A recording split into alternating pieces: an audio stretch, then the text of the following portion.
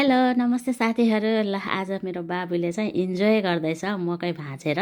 घरमा पनि हुन्छ र मम्मी भन्थ्यो, खालि उता बारी अन्त गएर मात्रै देखेको हुन्थ्यो। आज चाहिँ भाँचेको 2-3वटा गेडा मात्रै फलेछ। एउटै बुटमा 2-3वटा घोका फलेको सुकिसक्यो क्या, त्यही भएर अब टिपौँ भनेर। अनि मैले गर्छु है मम्मी, मैले भाँच्छु है भनेर पहिल्यैबाट भनिराखेको थियो। आज उसलाई एकदम रमाइलो भएछ क्या। म त भित्र खाना बनाउँदै थिएँ, अनि बाहिर उसले टिप्न लगाएको देखेर भिडियो बनाउँदैछु। उसलाई थाहा पनि छैन क्या। आज त्यहीँ इन्जोय गरिरहेछ नि त मकै भाँच्नेमा, उसलाई रमाइलो लागेछ। अनि यादै गरेको छैन क्या, नत्र त भाग्छ। नत्र त भाग्छ नि, कहाँ भिडियो फोटो खिच्नै दिँदैन नि। अनि त्यहाँबाट ल हेर्नु यस्तो घोका मात्रै छ, त्यही एउटा मात्रै भएछ।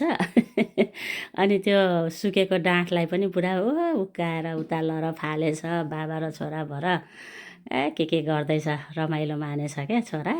यही हो ल यसपालिको मकै। यही बाँडेर खाने हो अब 4जना उसिनेर।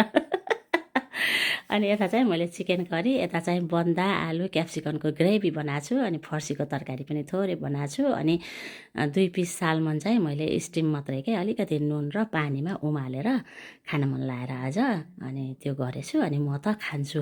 अब उहाँहरूलाई चाहिँ पकाउँदैछु होइन, चिकन करी। मलाई चाहिँ म त फिस खाइहाल्छु है, म त भात ल है तपाईँहरू एकछिनमा खानु होला भने भात पनि पाक्यो।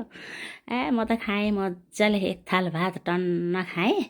अब के गर्ने, दसैँ हेर्नु न, दसैँ छ है। अब मासुको त यहाँ त अब दिनदिनै मासु खान पाएछ नि। उहाँ नेपालमा आलु खाए जस्तै यहाँ त मासु हो नि। तर के गर्ने, यहाँको मासु र नेपालको आलुमा आलु नै टेस्टी हुन्छ। आलु नै मिठो हुन्छ नेपालको। त्यस्तो मिठो अहिले च्याङ्रा भेडाको लर्को छ पोखरामा 1 हप्ता अगाडिबाट है। आमा च्याङ्राको मासु कति मिठो। हामी सानैबाट खालि च्याङ्रा खाने बानी है। कति सस्तो हुन्थ्यो पहिला पहिला। अहिले त पहिलाको एउटा च्याङ्राको प्राइस अहिले 1 किलो पर्दो रहेछ। आमामा त्यति महँगो भएको, त्यति महँगो च्याङ्रा है। आमा त्यस्तो भएछ। कति रमाइलो। फुलपातीको दिन, सप्तमीको दिन कति रमाइलो मेला लाग्छ टुँडिखेलमा। हामी हिँड्थ्यौँ है, कति रमाइलो। त्यही सम्झिँदै भए पनि खाँदैछौँ हामी यहीँ होइन। अब के गर्ने त, यही छोराले चाहिँ अब चिकन करी र भात मात्रै खान्छु, भेजिटेबल केही खान्न भनेर यति मात्रै लियो। बाबालाई चाहिँ सबै हालिदिएछु मैले। तर फर्सी चाहिँ खान मान्नुहुन्न, मन पराउनुहुन्न। जबरजस्ती खाने हो। आज हालिदिएको छैन, चिप्ले भेन्टा हालिदिएछु। अनि यो अकबरे खुर्सानीको अचार लगाएर मैले डाइनिङमा राख्थेँ। हस्।